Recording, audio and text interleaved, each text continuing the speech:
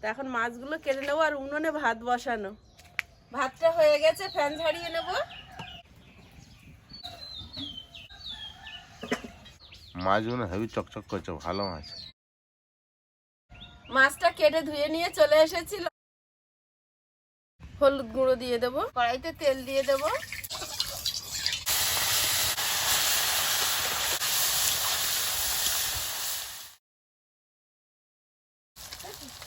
পেঁয়াজ, টমেটো, কাঁচা লঙ্কা, আদা সব কেটে নিচ্ছি।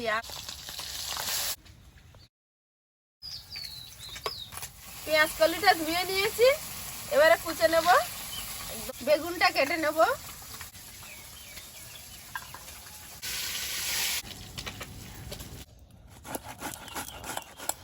কড়াইতে তেল আছে আর সামান্য একটু তেল দিয়ে সাদা জিরে, আদা কোড়া, পেঁয়াজ কুচি, কাঁচা লঙ্কা,